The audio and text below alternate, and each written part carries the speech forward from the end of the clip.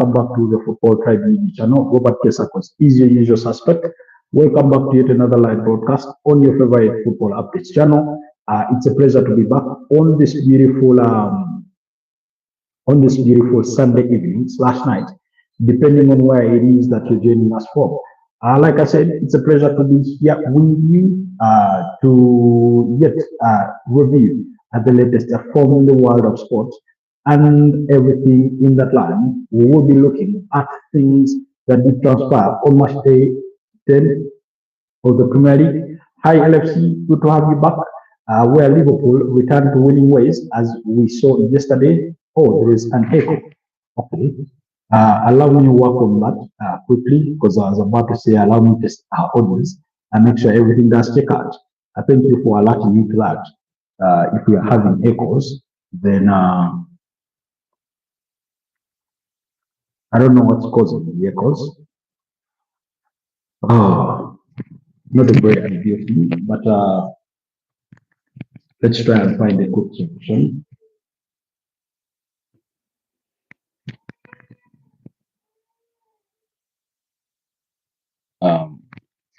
Let me hope that a change of microphones will do us, a little bit of improvement on this particular case.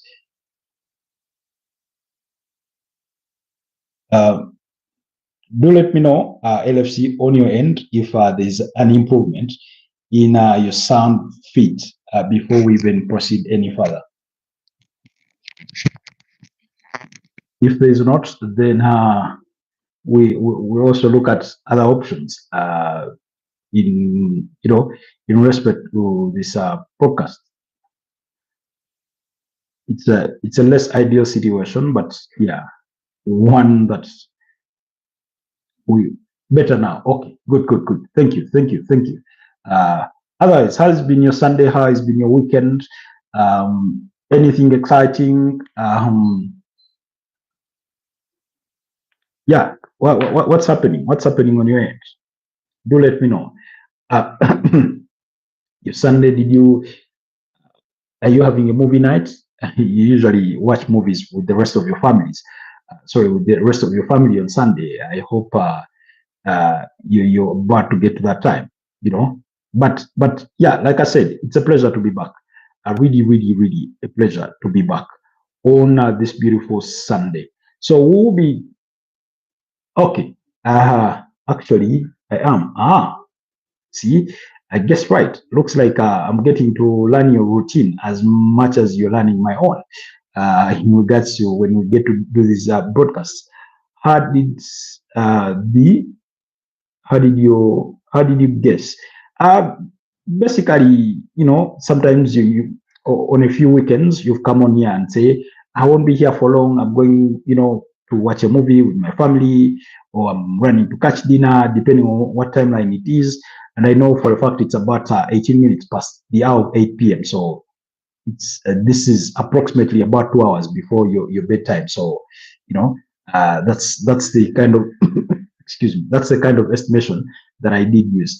But anyways, to every single one of you out there, I hope you've had a wonderful weekend in as far as football has happened or has transpired. They were not on the side of our predictions. We had many disappointments, but also so many positives to take away from the weekend as the Premier League entered match day 10.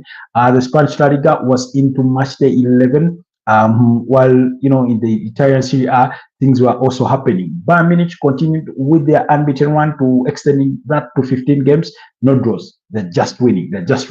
They beat up against Bayer Leverkusen by 3-0 over the weekend, and it's going to be an action-packed week where we will see a return of the UEFA Champions League. That's on Tuesday and Wednesday, and then on Thursday we'll have the UEFA Europa League and the UEFA Conference League on Thursday, respectively. So. And then Friday night football, of course, will get underway, and then we'll be back into the routine of the weekend, as well as the Premier League will be entering its match day 11. And then after that, we will be breaking off for the November international break. That's a very less ideal period that many people sort of love to hate to love, love to hate possibly, or whichever way you look at it. That's how I'm going to think of it.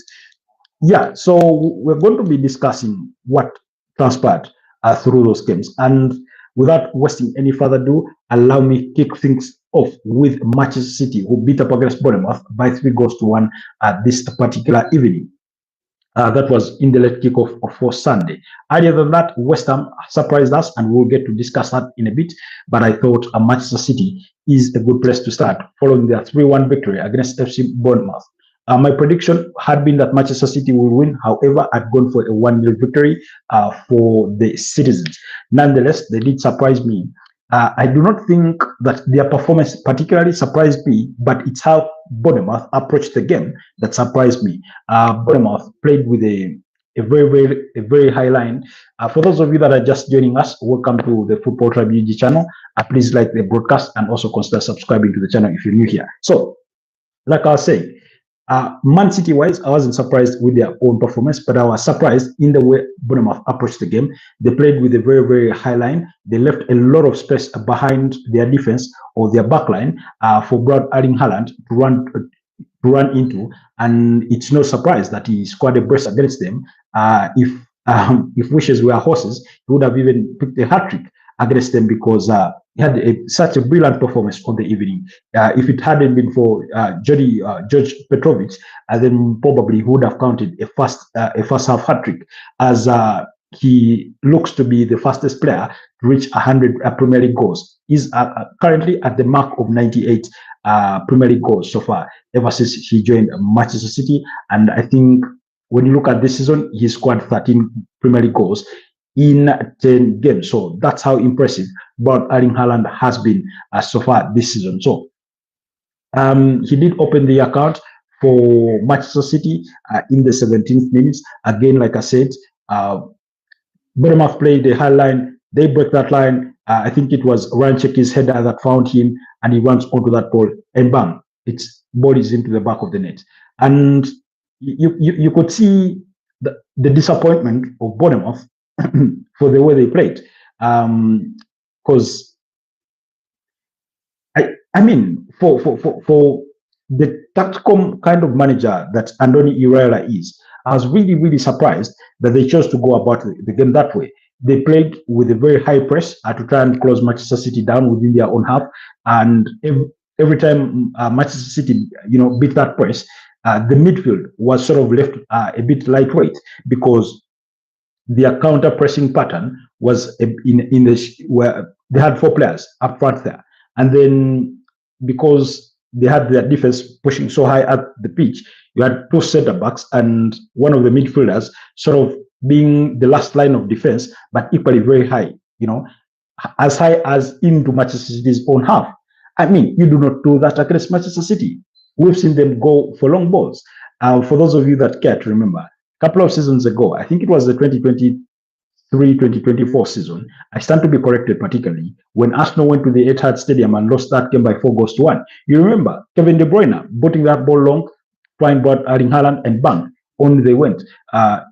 That kind of game, they are capable of playing that. Now, in this particular case, they were not going for very long balls, but they were breaking those, Bournemouth counter press lines, and quickly they found the back of the net. So Brad Erling Haaland opened the scoring in the 17th minute, and then Adams, off a set piece, did score to restore parity for AFC Bournemouth.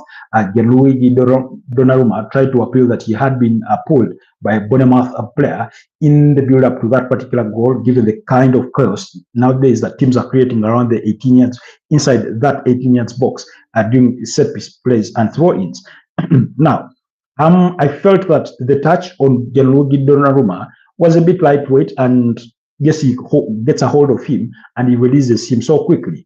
I wanted to draw comparisons to it in the game that Arsenal drew, I think 1-1 against Brighton and Hove Albion, either last season but one, when Arsenal had a goal cancelled out. I think it was Leandro Trossard's goal that was cancelled out for an alleged foul on the Brighton and Hove goalkeeper. That foul being committed by Ben White. So for those of you that care to remember, that's where I can draw reference to. But particularly, I thought this touch on Gianluigi Donnarumma was quick. He was released quickly, and it felt lightweight. Yes, it may have thrown him off balance. Maybe it took away his concentration for a slight second, but eventually managed to get his hand on the ball. Unfortunately, couldn't punch it away to a reasonable distance for Manchester City to defend better, and that's how they ended up conceding through Adams.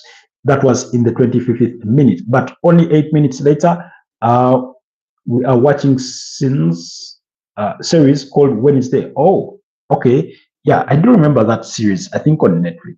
I do remember. I watched a bit of it, but I did not complete it. I felt, you know, something did sit well. Anyways, it is what it is. But do enjoy that series. So then, 8 minutes later, Manchester City restored their lead through Brad Erling Haaland. Again, same script. Running in behind that Bournemouth defense, going and beating the goalkeeper. Moments later, he was at it again. So 33rd minute makes it 1. Moments later, he was at it again. This time around, George Petrovic came to the rescue of Bournemouth, and it was never the same game. Then in the second half, we had Nico O'Reilly score to make it 3-1 to ensure that Manchester City walked away with 3 points, points that moved them second on the Premier League log. Might I revisit? Now, after 10 games, I think it's an important period of time, a good measure of number of games, with 28 games still left to play, for us to reflect a little bit back on our predictions. When I was making our season-long predictions, my prediction was that Arsenal would go on to win the Premier League title. For those of you that are regulars on the channel, you know the reasons I gave. For those of you that were not part of us at that time, just please go to the channel. You'll find the pinned video. You'll find the pinned video giving my predictions for the season, and you can watch it and let me know what your thoughts are. But that notwithstanding, I put Liverpool second, I put Chelsea third, I put Manchester City fourth. That was my top 4 prediction. Now, so far, as things stand, of course, there's a swap of places. There's a total turn down of things in certain areas. And for example, at the top of the table, Manchester City are currently second with 19 points, 6 wins, 1 draw, and 3 losses to their name this season. They are the highest goal scoring team so far in the Premier League. They've scored 20 goals, and unfortunately for them, they've conceded as many as 8. I think, which is not too bad, because they are around the third, joint third for teams that have conceded fewer goals, because Arsenal have only conceded 3. Then you have, I think, Chelsea, who have conceded, not Chelsea, Sunderland, who have conceded 7, and then you have Manchester City and Tottenham, who have all conceded 8. So Manchester City are second, Liverpool are third.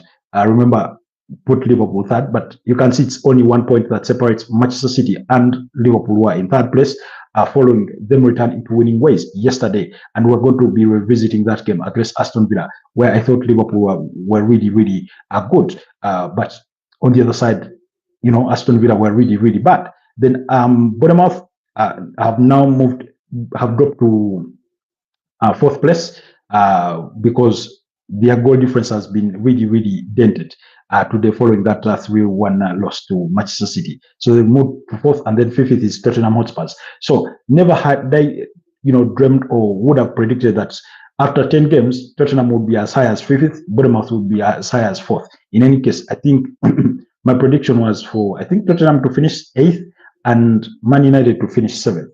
Man United currently 8th, and they're not far off from 7th place. In fact, it's a goal difference that separates them between them and Sunderland.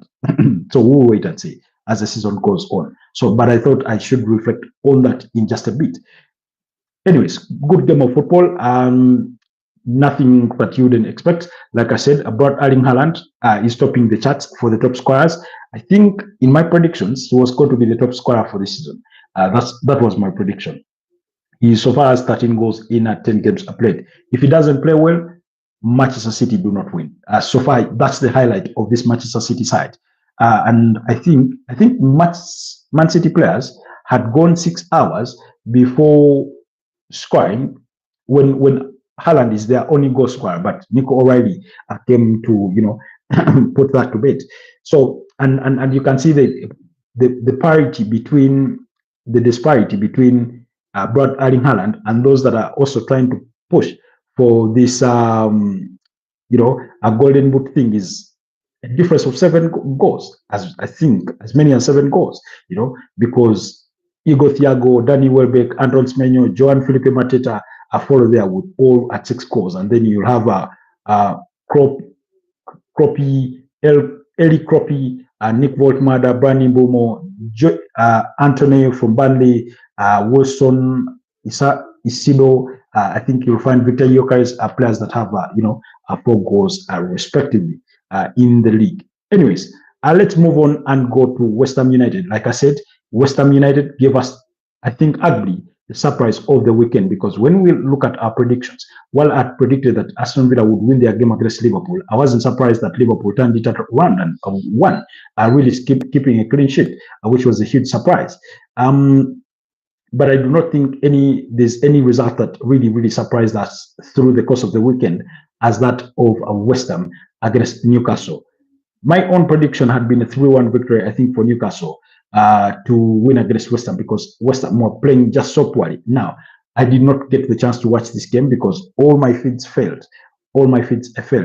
And that did not help. So, but Danny Murphy opened the scoring for Newcastle in as early as the 4th minute. And again, when I saw that news, I was thinking to myself, on they go Newcastle. But looks like West Ham had other ideas.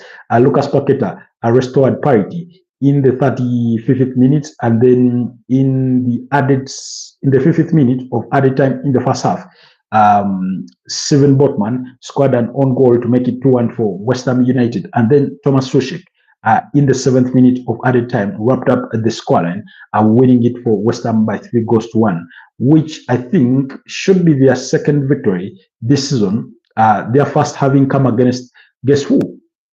Nuno Espirito Santos' former team, that was West Ham. Sorry, Nottingham Forest.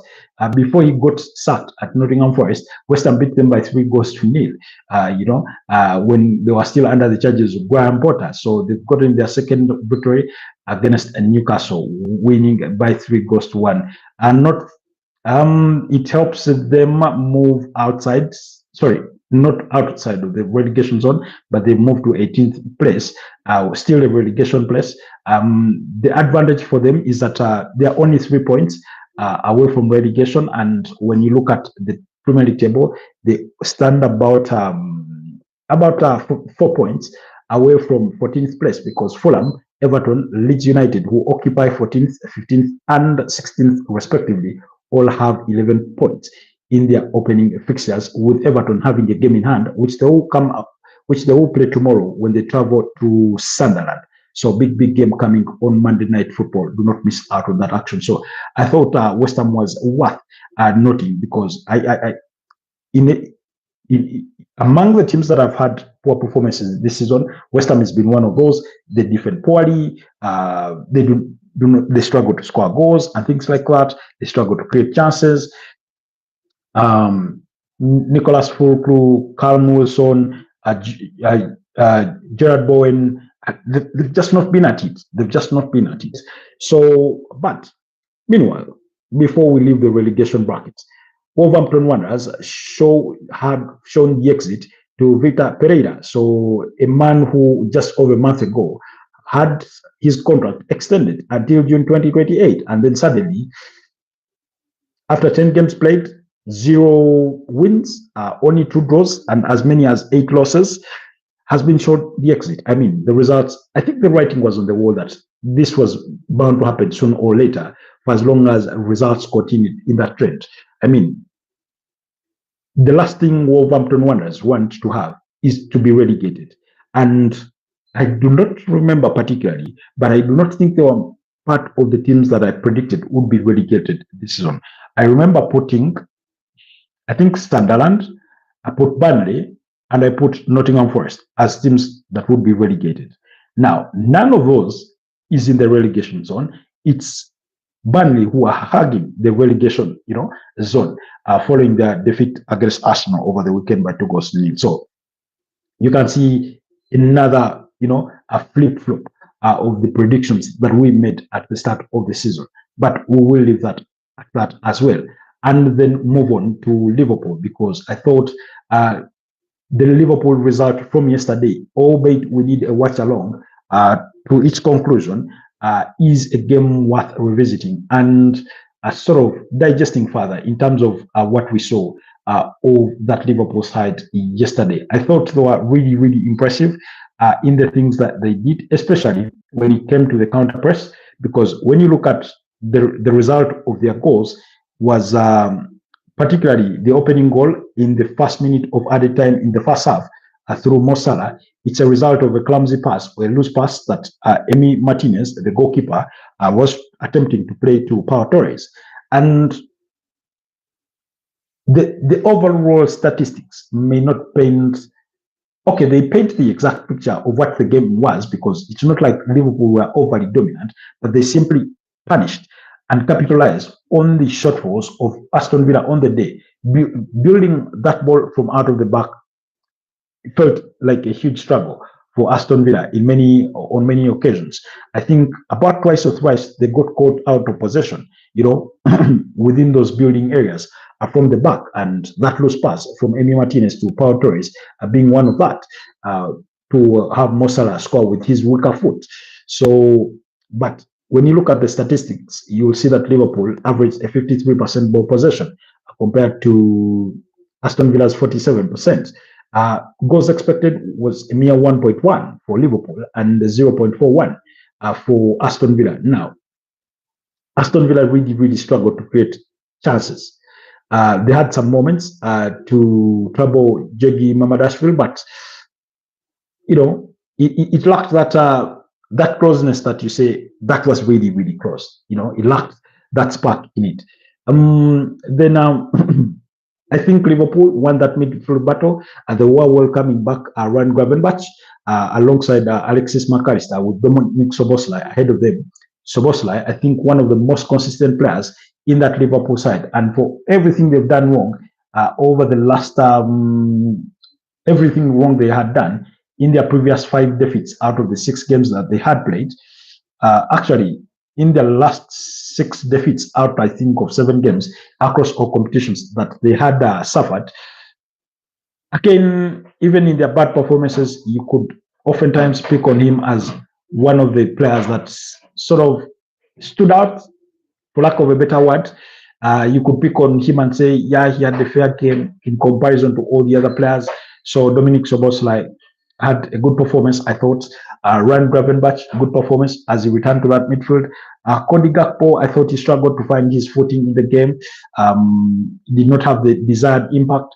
Mo Salah grew into the game, but again, chances for him fell far between.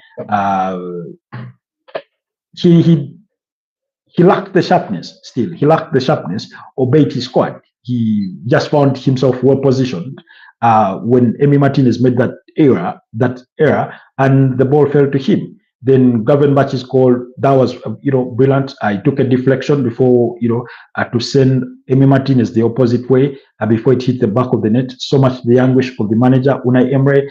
Andy Robertson, I thought he had a good game. Conor Bradley, like LFC told us yesterday, for him he was his man of the match. And that was by halftime. I do not know whether his opinion shifted by the end of the final whistle, but I thought, yeah, he had a good game, a really, really good game. Conor Bradley. So for me, I think Andy Robertson, Conor Bradley, Gravenberch, and Szoboszlai had good games. FTK had some chances fall to him, but the bits not half chances, but quarter chances, you call them, and things did not happen for him. He ended up being one of those that was substituted out, for Florian Wirtz. Florian Wirtz, who again had no impact really on the game in terms of what it was, but eventually that goal from Ryan Gravenberch in the 58th minute is what sort of cemented Liverpool's victory on the evening / on the night. Then the other key thing I thought, and like I said, I did not anticipate Liverpool to win, later on to win by 2-0. later on to keep a clean sheet. I think that was a huge surprise for me, particularly the clean sheet, but also has surprised with how Aston Villa struggled to have even moments of control in that midfield. I think it took, they had a short spell where they were sort of dominant in the second half, where they sort of pinned down Liverpool into their own defense. And I think by that time, Liverpool were yet to find, I think, I think it was shortly after they found the second goal, but they never really looked like really threatening to score. So it was that kind of game. But again, as you know, you would have it, that one victory, despite their previous 4 defeats, sent Liverpool to third place. Now, and I've said this before about the league, and I'll keep saying it until it sinks into your heads, or until you know that it is always going to be the trend. United had a good run, 3 consecutive victories, and they moved high on the Premier League table. Liverpool, including moving ahead of Liverpool, by the way, before match day 10, they were ahead of Liverpool. And then one win, and then suddenly Liverpool look like they are miles away from Man United, because United are 8th on the Premier League clock. I do not think there's any kind of result that would change their position, because all those that are below them will remain below them until match day 11, and those that are ahead of them will remain ahead of them until match day 11. Apart from if Sunderland lose against Everton by a margin in the excess of 3 goals, or more, you know. So that's the kind of scenario in which you would expect for United to move a position higher, to move to 7th on the Premier League table. So I thought what Liverpool did was really commendable. You could see the relief for Arne Slot in his celebrations as he celebrated those goals for Mo Salah and the goal from Ryan Gravenberch. Almost to say, now that's about it. That's how I had expected the game to go, you know. But there's a lot of room for improvement in as far as Liverpool are concerned, because, like I said, day one, they did certain things right, but you did not feel that overall dominancy that the Liverpool team would have on a team, you know. Yeah, so that's what I felt about it. Anyways, like I said, tomorrow there's a game that will be at 11 p.m. East African time. Sunderland will be up against Everton. But on Saturday, the games that did happen beyond the Liverpool game, we had Chelsea beating up against Tottenham Hotspurs by 1-0. Joao Pedro scoring the only goal that turned out to be the match winner in a game where they missed loads and loads of chances, chance after chance. There's a point at the tail end of the second half where they had 2 goal scoring opportunities within a space of 30 seconds or thereabout, and they still missed them, you know. I think one fell to Jamie Gittens, you know, and he missed that. Then the other, I think the other fell to Joao Pedro, and Vicario served. So Vicario, I think, had it not been for Chelsea's victory, had it not been for Moises Caicedo's brilliant performance and that of Wesley Fofana, Vicario could have easily gone down as the man of the match from that game. So that's how brilliant he was to help,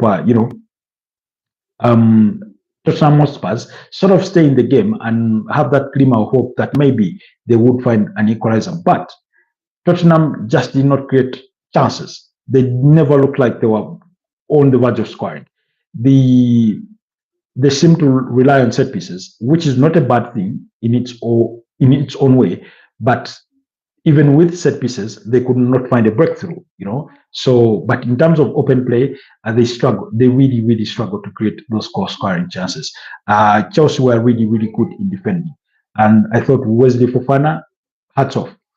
Wesley Fofana, you did deserve your flowers yesterday. I thought you defended really well. Then I do not think Malo Gusto was troubled.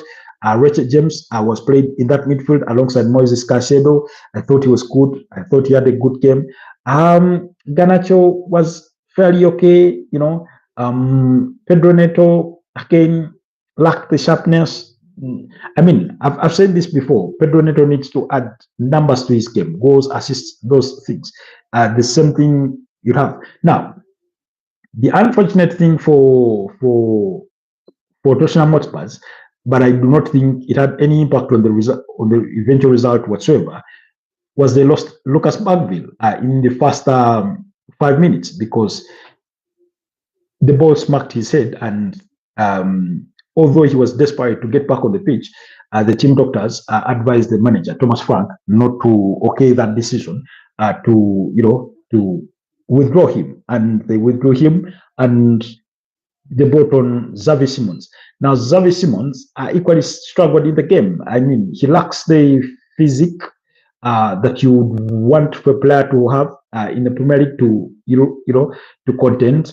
I'll draw comparisons, and not because they are the same profiles of players, but in terms of how he competes physically in duels. Pape Matsa, sorry, yes, Pape Matsa of Tottenham Hotspur, very lightweight guy, very small, but you'll hardly bully him. He's not an easy guy to bully when it comes to physical duels. The other is Brennan Johnson against Tottenham Hotspur, very lightweight guy, predominantly relies on his speed, and he does, I don't know, it's more like he avoids lots and lots of contact, but he's not easily bullied. But I feel that Xavi Simons is still lacking that element in him. We know his qualities on the ball. When it comes to being creative, when it comes to scoring, he has that eye for goal. When it comes to dribbling, he can take out bodies. He has all that, but he's yet to find the chemistry that has his football solution work in the Premier League so far. Jody Spence and I think Nicky Van de Ven, there's an incident that the media like to pick on when they walk past Thomas Frank, more like in a shrugging manner as he walked on the pitch to, how you shake hands with your players, hug some at the end of the game, as you know the routine. But they walked past him and he seemed to look over his shoulder. I do not know whether he mentioned anything, but they all looked unhappy parties. But who can blame them? You're at the tail end of a defeat. What's there to be happy about? Absolutely nothing. So I do not blame them for not perhaps staying around to try and share hugs with the manager and things in that nature. So I cannot fault them for that. But the media picked up on that as well, But yeah, Tottenham just did not create. They just didn't create anything. They just did not create anything, and I didn't think they deserved anything in that game. They had one shot on target. Chelsea had 9 shots on target.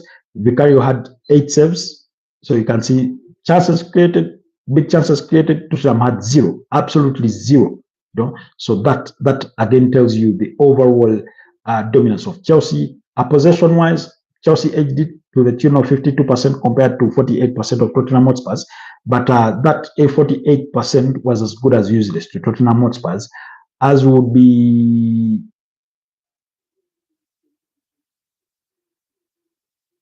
a teeth to somebody trying to eat a pumpkin, So in that sort of sense, I mean, it's that sort. Anyways, we will leave the issues of Tottenham Hotspurs at that and move on to some of the other results to review. Now, the other result I want us to review is that of Arsenal against Burnley. I thought once again Arsenal were dominant, expectedly so, in the game.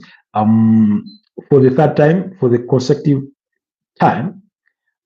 third consecutive time in the Premier League, Mikel Arteta named the same starting 11 of David Raya, Julian Timber, Carafiori, Saliba, Magalhaes, Ebeleche Eze, Rice, Eze, Trossard, Gyökeres, and Bukayo Saka. Of course, one of the highlights in that game was that Victor Gyökeres did not return for the second half due to a precautionary injury. I think he felt tightness somewhere. I don't know, in one of his muscles or something.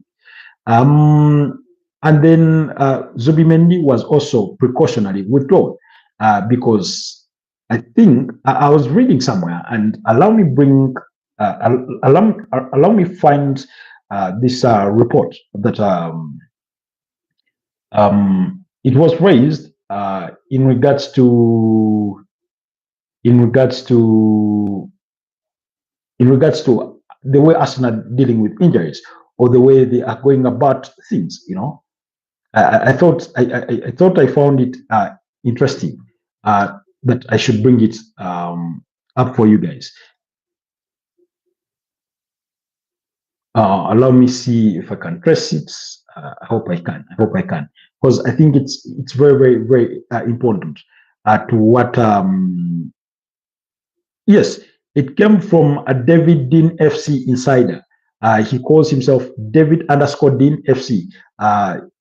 That's on X. He said, and I quote, initially he said Jokeris will be fine, just a minor nego, rested as a precaution and wrapped in cotton wool. Ateta is not taking any chances. Jokeris is his talisman, and he is going nowhere. Then he came back to quote the same tweet by saying William Saliba was taken off at halftime against Crystal Palace after feeling tightness in his right hamstring. He was then rested versus Brighton as part of Arteta's rotation and protective load management strategy. So again, for many of you that have been wondering why Mikel Arteta suddenly every time he's withdrawn a player at halftime or prematurely, at least to your own taste, and he came out to say they felt something, it's because of how very, very protective they are of their players, particularly this season. I mean, he's had 3 seasons of trying to win the Premier League title, and injuries have been a major part of literally them not winning. Of course, other factors notwithstanding. So, and particularly last season, it was a very, very key issue. So they are being very, very precautionary in being protective of their players, but also managing the load. And we know for a fact that players like Victor Gyökeres, Martin Zubimendi, Julian Timber have played loads of games. So already this season. And then he said, in the same vein, Gyökeres was subbed at halftime against Burnley after reporting a minor muscle niggle. He will be assessed tomorrow, but like Zubimendi, both are expected to miss the Slavia Praha game on Tuesday. Arteta's game and load management this season has been heavily guided by Arsenal's medical team, and rightly so. He goes on to add that a few seasons ago, players like Gyökeres, Zubimendi, and Carafiori might have played through it, not this time round. And I think I certainly agree with him on that one. And he goes on to say, expect both Gyökeres and Zubimendi to be match fit for Sunderland away next weekend, onwards and upwards, he concluded. So I thought he does raise very, very important points when he talks about load management, but when he also talks about Arteta's game and load management this season being heavily guided by the medical team. And I mentioned it the other day. I don't think it was Saturday. I do not remember exactly, but I touched on that issue the other day when I said that Mikel Arteta has learned, particularly from last season, that they need to rotate players. They need to manage their game time. They need, I think they've told their players, every time you feel something slight, just inform the medical team. Inform us. Inform your coaches. Inform the medical team. This is what I'm feeling. Let's manage that situation before it gets worse. Because the last thing they want is players playing through injury. Last season, Julian Timber is one of those players that played through injury. He did not train until the last day of training, the last training session prior to the semi-final return leg against PSG in the semi-finals. But you saw him literally run his socks down in that game because they were trying to win. And you remember Ben White, for a long, long time, he played with any issue, So it was after that, Arsenal being knocked out of the UEFA Champions League, that Julian Timber was okay to undergo, some form of surgery on his ankle. So those are just examples. particularly, we know that last season, because of Bukayo Saka's hamstring, Gabriel Magalhaes, and the slight hamstring that William Saliba suffered at the end of the tail end of the season, who else? And the likes of Kai Havertz, was because they were running their legs into the ground. There was very, very little room for Arsenal to have a rotation of players. Now, with that said, um, you can now understand that they have learned their lessons over the years. And this is not just about last season, because if we focus it on last season, then we may necessarily miss the point. Last season, yes, they had a narrow squad. But when you look at some of those players that suffered long-term injuries, including Martin Odegaard, who was in and out of the team after suffering that ankle injury, and this season he's sort of had to go through the same problem. And as we speak, he's been out injured for a good, period of time through, a medial ligament injury on his knee. Is that they know that the load on those players over the last 2 or 3 years has been so heavy, and for players like Bukayo Saka, I take it back to pre-COVID-19. He's always been a mainstay in that team, So injuries were bound to happen. You remember Gabriel Martinelli, 2022-2023, and into the subsequent season, they played so many games, game in, game out, same players, same cohort of players, and that lack of rotation and rest. With time, these injuries become inevitable, and so this season they're trying to really, really manage that. Now, the big question for Arsenal is who will be played up front when they go to take on Slavia Praha in the UEFA Champions League, if it is going to be the case as stated by David Dean, FC insider here, that he is bound to miss the game against Slavia Praha in a precautionary move. For Martin Zubimendi, he would have missed that game anyways through suspension. But again, Martin Zubimendi was withdrawn in that game against Burnley because he felt something. He felt something, and he came on, I think, around the 77th minute, and he was replaced by Christian Norgard. For those of you that remember. So he felt something, and he's one of those players that has played really many, many minutes for Arsenal this season. I think, including Declan Rice. So those are the players that have played very, very many minutes. So it's going to be important to see how Arsenal fare against opponents without Victor Gyökeres, and if that's going to be the case against Slavia Praha. We saw that in the second half against Burnley, the way they approached the game, the way they went about that game, completely changed. You saw that, I don't want to say they lost control, but the element that they had going forward in terms of their counter press, in terms of the quick play, they lost that when Victor Gyökeres was withdrawn at halftime, and they brought on Mikel Merino, because Mikel Merino does not run down the channels the way Victor Gyökeres does. Usually Mikel Merino will be, drifting back into midfield and that kind of thing. More like a Kai Havertz kind of thing, even though his holder play may not be as good as that of Kai Havertz and things like that. So we saw in the second half that Arsenal really, really missed Victor Gyökeres because he's so important to how they do the press. He's another bit of a workforce, a workaholic when it comes to helping Arsenal through in leading the counter press, running down the channels, pulling defenders out of positions and things like that. And yeah, so we saw that the kind of difference it caused. But I thought it was yet another dominant performance for that Arsenal side. They had an expected XG of 2.4, I think one of the highest they've had in the Premier League this season, compared to Burnley's 0.4. They managed a 54% ball possession compared to Bournemouth's 46%. They had about 8 shots on target, and they could have done better in terms of being clinical, particularly Bukayo Saka. Leandro Trossard, you can't blame him because his attempt was put out by 2 defenders that had drifted, onto the line. So it was a more or less a goal line clearance close to it. Then Burnley were limited to 0 shots on targets. And I think that's the 5th consecutive time it's happened this season in an Arsenal game. The reason that's why I say 50th consecutive time, some of you are going to say, no, for, yeah, that shot on target by Eddie Nketiah against, versus Crystal Palace, I do not count that one. Really. I wouldn't count that. So that speaks to Arsenal's dominancy when it comes to their defensive pact and solidity, how they are limiting teams to create chances.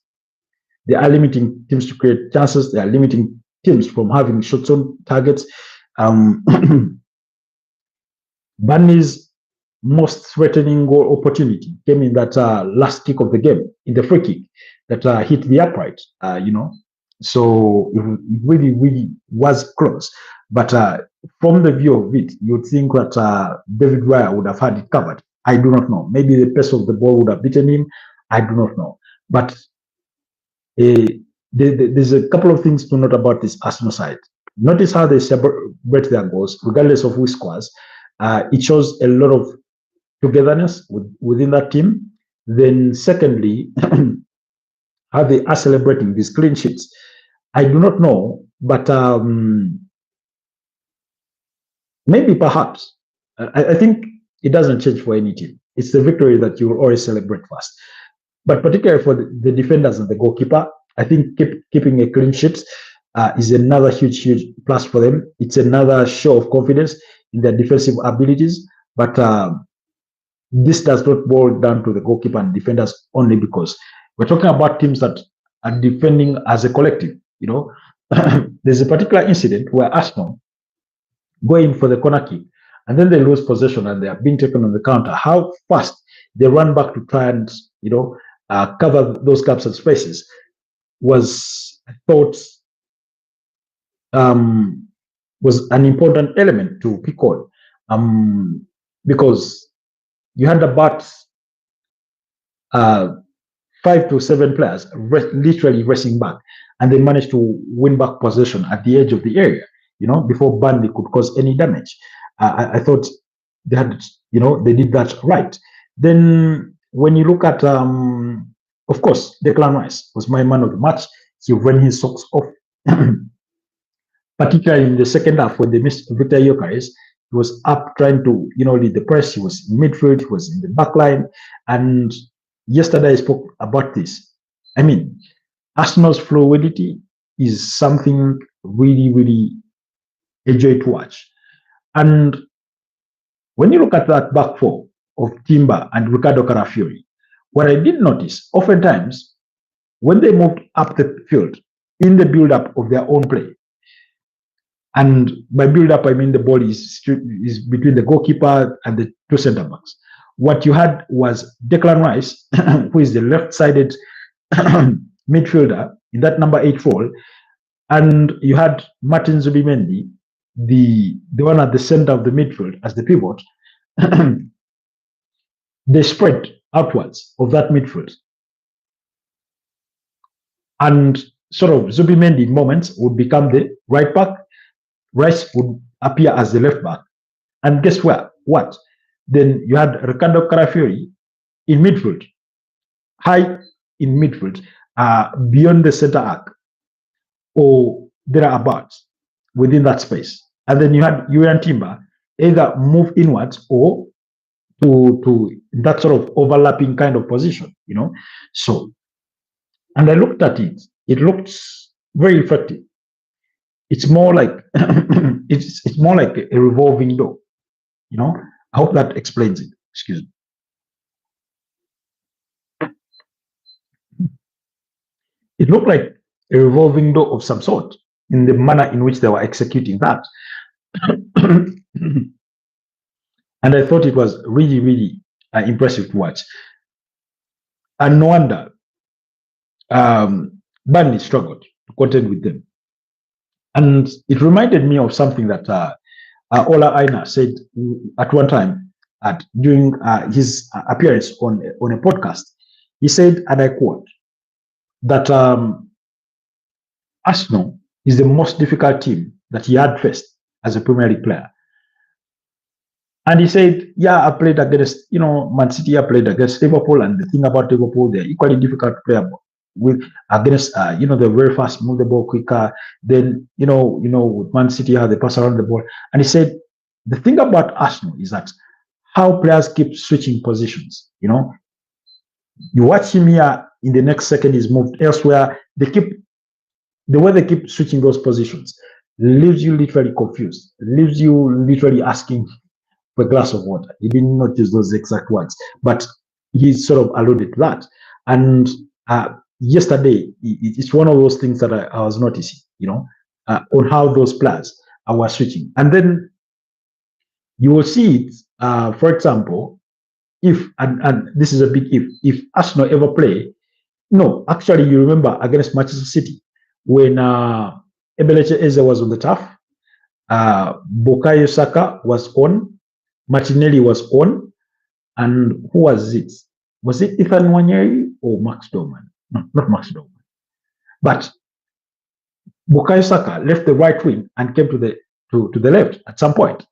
So that sort of dynamism that they have within their team is for me what's impressive to watch. It's really, really impressive to watch. But it was a weekend where we saw another set piece goal. Gabriel Magalhaes providing the assist for Victor Gyökeres's header, with Declan Rice floating in a very, very good corner kick.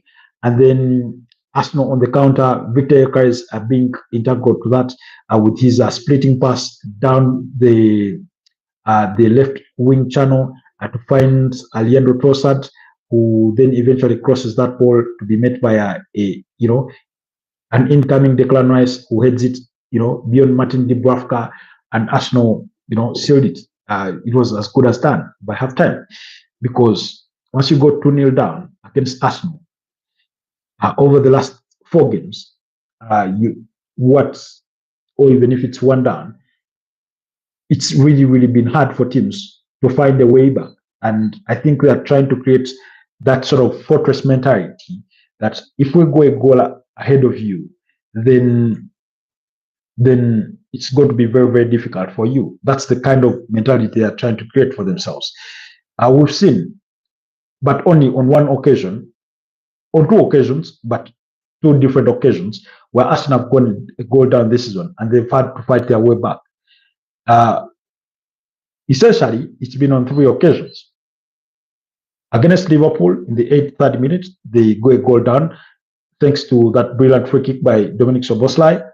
Against Manchester City, they go a goal down thanks to a goal by Brad Erling Haaland. And then they fight their way back into a draw. Gabriel Martinelli scoring the equalizer in that one.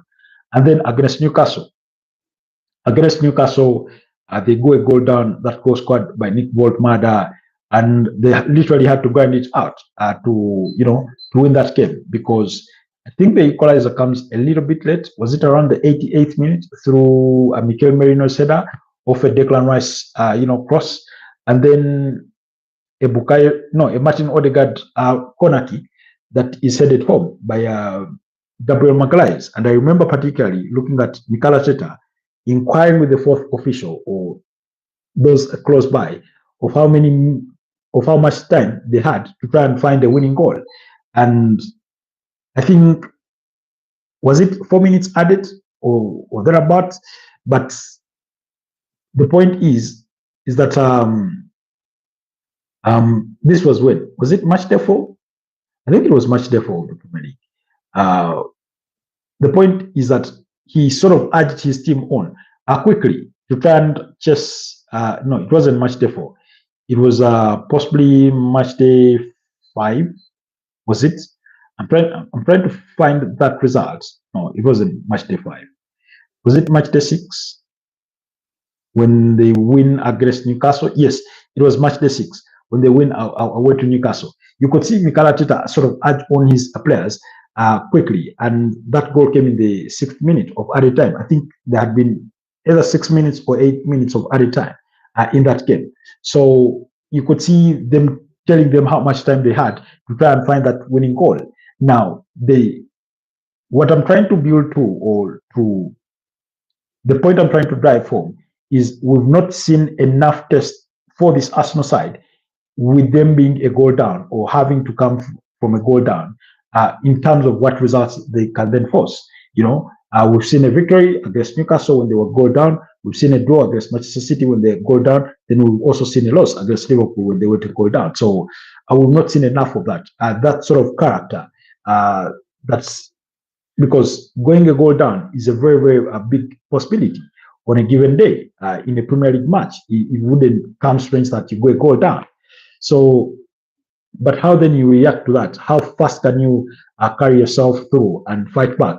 And somebody was saying again today on X, I think they were talking about Arsenal's upcoming games. And let me see if I can try and retrieve that comment as well, because it sort of helps my point. He says it was from now Arsenal. He said at this moment in time, there is not a single team in the world Arsenal could come against that I wouldn't be confident of beating with these two monsters on the pitch. And he was making reference to Declan Rice and Gabriel Magalhaes. If Arsenal are to go on and win their first league title in 22 years, there will be many more games this season which Declan Rice and Gabriel Magalhaes will drag us through. Both of them are world class. That was his point. And my response to that was that Bayern is coming up in a few weeks, as is the case with Spurs and Chelsea in the Premier League. And I think that's going to be the ultimate test for this, Arsenal side, at least in my opinion. Not that it will determine whether they win the Premier League title or not. That's not the point I'm trying to drive home. But what I'm trying to say is that those teams are going to give them a run for their money, and they will know they're going to be very, very difficult games. We're talking about a Bayern Munich side that are unbeaten this season, 15 games, 15 victories. I spoke about that in the preamble of this particular broadcast, because over the weekend they did beat up against Bayer Leverkusen by 3-0. Then you also have Tottenham Hotspur that while they lost to Chelsea and they looked horrible on the night, they are still, it's a North London derby. We know how fast that can come. We know for a fact that they are only fifth on the Premier League log, just 2 points adrift of the second place, and that should count for something. We're talking about Chelsea, who are sixth on the Premier League table, with 2 points adrift of the second place, and a Chelsea side who are capable of beating up against any Premier League opponent. They have 3 victories in the last 5, and so those upcoming games for Arsenal, particularly after the international break, to see out what is usually Black November for Arsenal, are going to be very, very, crucial. And I mean, we will see what that means. If can they come out of that? Can they come through that unscathed? Because, like I said, match day 11 will be against Sunderland, but match day 12 it will be Tottenham Hotspur in that London derby at 7:30 p.m. And then you will have on match day 13, match day 12, I think. No, yes, match day 13, it will be at Chelsea. That is on the 30th of November. So how will they wrap up their November? And in between the North London derby against Tottenham Hotspur and the London derby against Chelsea is where you have the Bayern Munich game. And that's the point where Arsenal's squad depth, for all its quality, for all the intents and purposes of building it, should really, really, come to the good. And particularly, speaking of that very squad depth, is that we've received some reports, because after that they'll play a midweek game again. After playing Chelsea on Sunday, they'll play a midweek game against Brentford on the 3rd of December. And then after that, over the weekend, they'll be away to Aston Villa. So you can see that congestion of December fixtures that tend to come thick and fast, and that game against Aston Villa will be an early kickoff. So in December, games come thick and fast, and all throughout the month, because they're moving to a close at the first half of the season, and be sure they are done by the 31st of December or 1st of December with match day 19. And that match day 19 will come on the 30th of December and 1st of December, respectively, for which on the 30th of December, Arsenal will be playing at home against Aston Villa. So, in other words, they will be playing Aston Villa twice in a space of about 2 weeks. You know, in a space of about 2 to 3 weeks. There are about 3 weeks. You know, so that squad depth is when it will count the most. The advantage for them is that, like I was saying, we have had rumors or speculation or reports, at least from Mikel Arteta, that there's an expectation that Kai Havertz, Noni Madueke, and possibly Martin Odegaard will be back into action after the November international break. And I think they're really, really going to need all their players to be available, not just for selection, but also for the competitiveness, for the starters to remain competitive, but also to help the team manage that, a lot, because going into that busy schedule, two things are going to be very, very important. And your squad depth is going to be very important, how fit they are, and their availability for selection, and then how you rotate them against opponents. Those things are going to be very, very crucial. And Arsenal will need Noni Madueke to return, and not just returning, because presently we're talking about Bukayo Saka is one of those Arsenal players that are not having a good pace. His form is really, really down, and he did not have a good game against Burnley. So you need Noni Madueke. Maybe is that the point where we get to see Max Bellman? I do not know. But whichever the case is, some rotations will need to be made. Christian Nogard was brought on for the final 18 minutes of yesterday's game. Will need to pull up his stockings, and come to the good as Zubimendi's backup in that midfield role.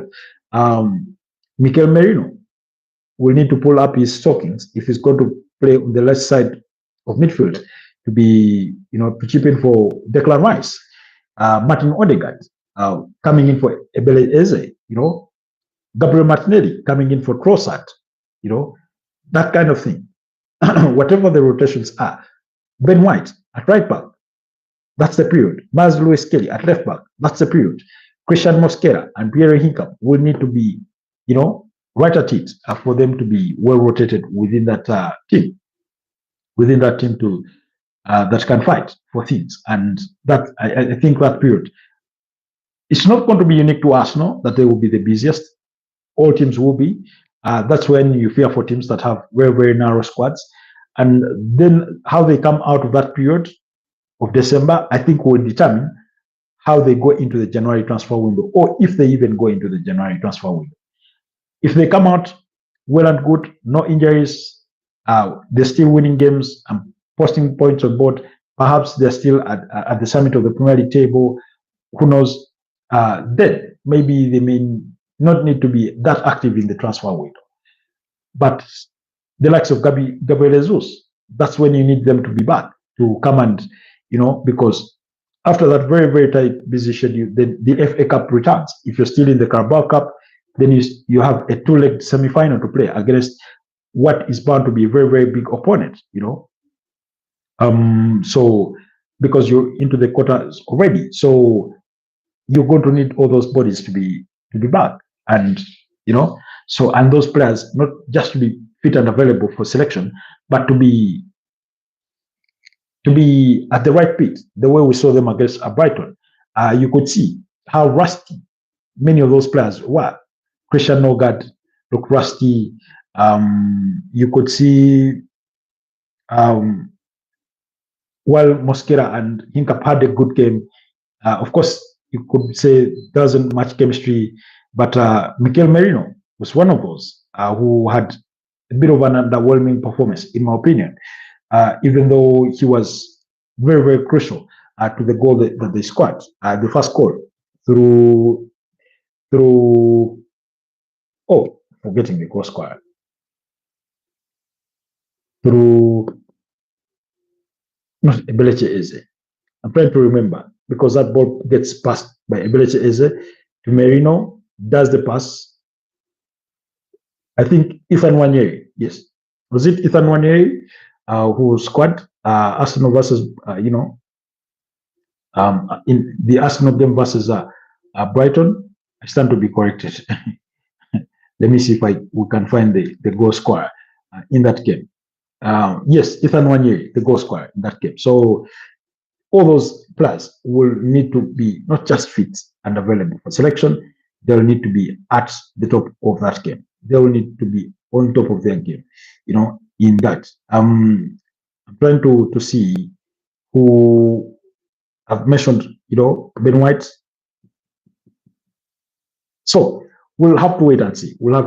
But yeah, Arsenal had a very, very dominant performance, and yeah, they remain at the summit of the Premier League log with 25 points in their opening 30 games. That means they've dropped 5 points so far. I do not think there's a game you look at where they drop points and say, yeah, they should have won that one. You do not get that kind of feeling. The feeling you get is that they lost to a worthy opponent in Liverpool, and not because Liverpool were much better, but it took a unique call to win that game against Manchester City. We saw how Manchester City represented themselves, how they played with a low block and things like that. So going into the international break, they need to maintain that healthy, that sort of healthy gap in terms of between them and second place team. And the advantage for them is that next weekend, Manchester City are going to be up against Liverpool. So two scenarios are bound to happen. Either both teams drop 2 points, that's if they get a draw, or one drops 3 points. And, that game will be at the Etihad Stadium. So let's wait and see. So you need, and by the time, those two get to play, I think Arsenal will have already played.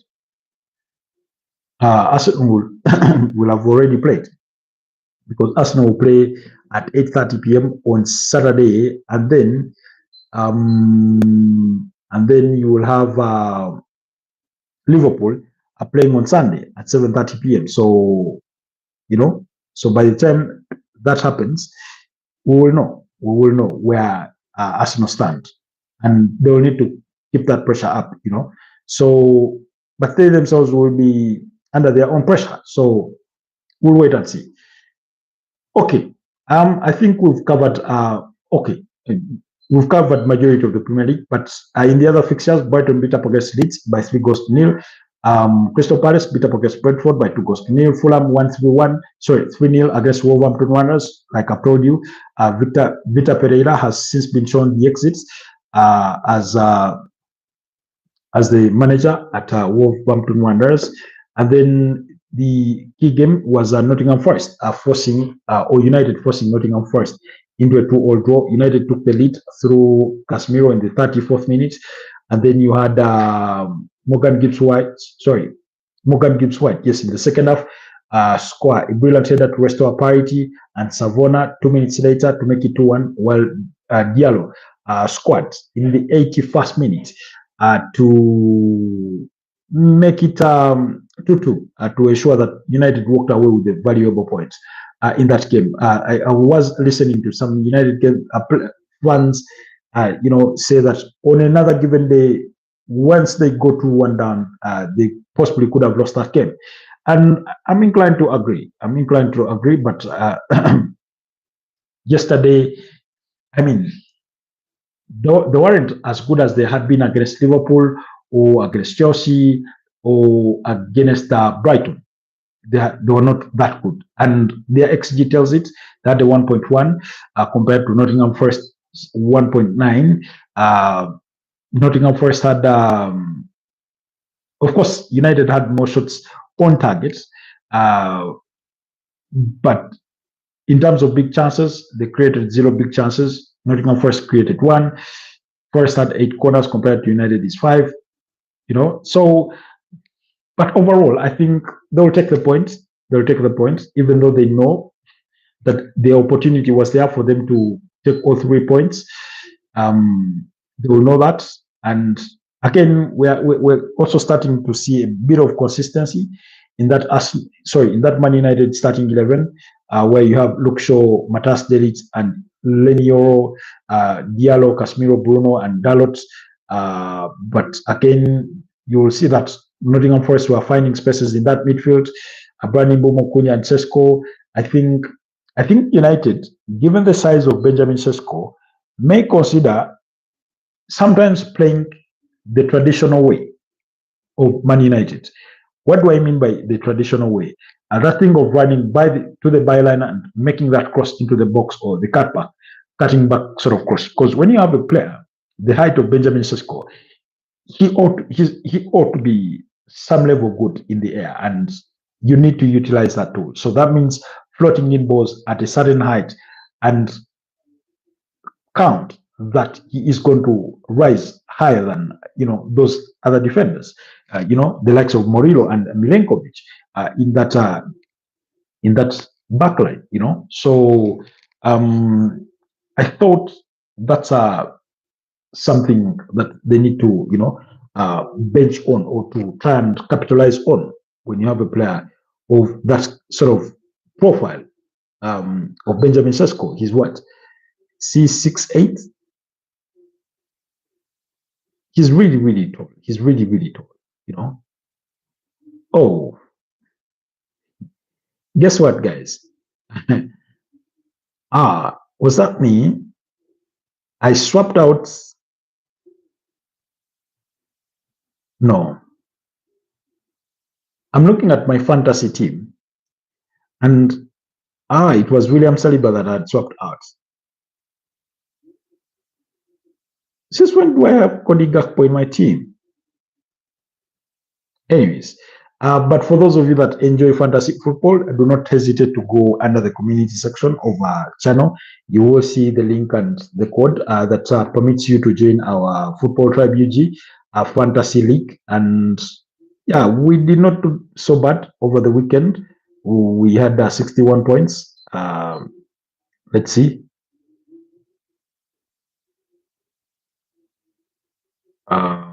Oh my God. Anyway, they're showing he's injured. Same applies for Livramento. But I thought I switched out Livramento and put in Morgan Gibbs White.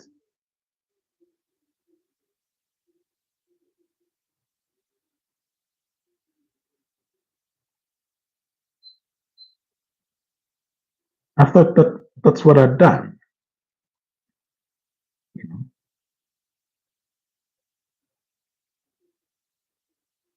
Anyway, let's fix it. Let's fix it.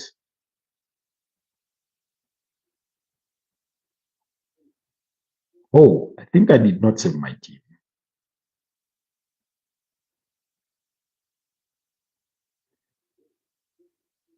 But yeah, let's wait and see. Okay, away from the Premier League, Real Madrid were 4-1 winners against Valencia yesterday in the Spanish La Liga. Let's look at the other results that did transpire in that in the Spanish La Liga. It was actually 4-0 for Real Madrid. Alvaro Carreras, one of the goal scorers, Kylian Mbappe with the best one being a penalty. Vinicius Jr. missed a penalty. Jude Bellingham, the other goal scorer, as Real Madrid, retained their spot at the summit of the La Liga standings. And yeah, 30 points out of a possible 33. They've lost only one game against a worthy opponent in Atletico de Madrid, who Atletico Madrid are 8 points behind Real Madrid in 4th place. And in between there, you have Barcelona following their 3-1 victory today. Was it 3-1? Yes. We retain 2nd place with 25 points, 5 adrift of Madrid. Villarreal 3rd with 23 points. So that's in as far as the La Liga standings are concerned. But yeah, in the other games, Villarreal opened up the weekend with a 4-0 victory against Vallecano. Villarreal, by the way, have a very, very decent team. Nicolas Pepe, formerly at Arsenal, is in that team. Thomas Partey is in that team. For those of you that care to remember, uh, Johan Foyth, Renato Viega, who was at Chelsea. Um, I mean, they have they have a really, really good team. Gerard Moreno still in there, and yeah, their goal scorers included Gerard Moreno, who scored one. Uh, then Ayozi Perez, one of the goal scorers. Uh, Moleiro, one of those. So yeah, they're doing okay. They're doing okay. Then Atletico de Madrid beat up against Sevilla by 3 goals to nil. Yesterday, Anton Griezmann among the goal scorers, as well as Julian Alvarez and Almada, the goal scorers for Diego Simeone side. And then, like I told you, then Real Sociedad beat up against Athletic Bilbao by 3 goals to 2. I mean, that goes down as one of the surprise results of the season. I know the rivalry that does exist between the two teams, but Real Sociedad is one of those teams that started the season really, really poor, but they've since risen, up the ranks. They've now rose to 14th place following that victory. Of course, it will depend on what kind of result Osasuna are able to post against Rio Oviedo to decide whether Real Sociedad stays 14th with their 12 points. But they are trying to rise up. And Valencia, following that defeat against Real Madrid, have dropped to that relegation zone. They only have 9 points, 2 victories and 3 draws, 6 losses. Girona are bottom and Rio Oviedo are second from bottom. I mean, Girona have fallen so far off. We're talking about a team that last season, was it last season? Yeah, we're playing in the UEFA Champions League. So Mallorca down there. So, I mean, it is what it is. It is what it is. And then in the German Bundesliga, Frankfurt and Heidenheim shared the spoils in a 1-1 draw. Werder Bremen and Mainz in a 1-1 draw still. RB Leipzig beat up against Stuttgart 3-1. St. Pauli lost to Gladbach by 4 goals to 0. Union Berlin and Freiburg ended in a 0-0 draw, while Bayern Munich, like I told you, beat up against Bayer Leverkusen by 3 goals to 0. Serge Gnabry and Nicholas Jackson on target, while the other was an own goal. Players like Michael Olise, Hurricane were rested in that game. They came off the bench. Michael Olise and Luis Diaz, yes, those came on at the at the 1 hour mark. So you can see, and yet Bayern Munich still had a very, very strong starting 11. That had Lynette Karl, who had scored in the last 2 consecutive games. I think against in the UEFA Champions League and then in the DFB Pokal. Then you had, I mean, it's just brilliant to watch. Brilliant to watch. Anyways, in the Italian Serie A, Udinese beat up against Atlanta by 1-0. Napoli and Como shared the spoils in a goalless draw, while Juventus beat up against Cremonese by 2 goals to 1 in that game. Kostic and Cambiaso, the goal scorers for Juventus. There, as Luciano Spalletti started his spell on a winning note, but the game between Napoli and Como, Como has sort of positioned themselves as that hard to beat team. They're currently 7th on the Italian Serie A standings, and one of their objectives this season, having finished 10th in the previous campaign, is to finish within the European places, and they're a place below that. And that means either the UEFA Conference League or the UEFA Europa League, or even better, the UEFA Champions League. The sky is the limit. So they are a well coached side, Como, by one of their minority shareholders in Francesc Sola Fabregas. So then in the French League One, PSG beat up against Nice by 1-0. That goal was scored by Goncalo Ramos. It came in the 4th minute of added time. So you can see PSG had to leave it late.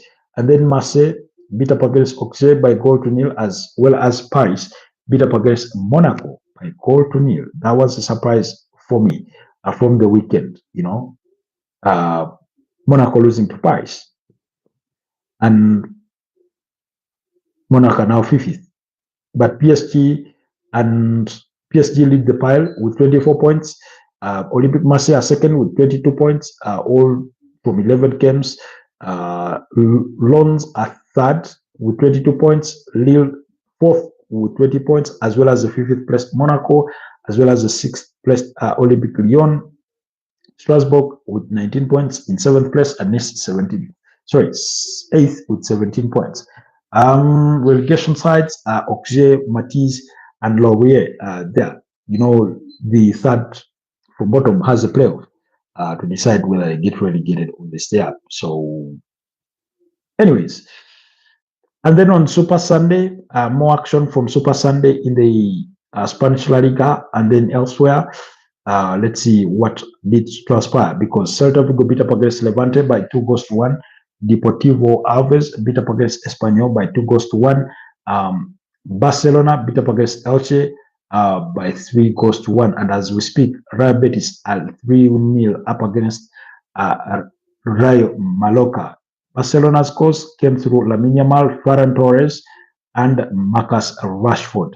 Those were the goal scorers for Barcelona. I told you they are already second with 25 points on the spin from 11 games. Then in the German Bundesliga, Cologne put 4 past Hamburg SV, who managed to score only 1. Wolfsburg lost to Hoffenheim by 3-2. Then in the Italian Serie A, as we speak, AC Milan are leading AC Roma by 1-0. Parma lost to Bologna by 3-1. It was 2-2 between Pisa and Torino. Lecce beat Fiorentina by 0-0, while Inter Milan beat up against Hellas Verona by 2-1. So that's the action happening on that side. Let's see.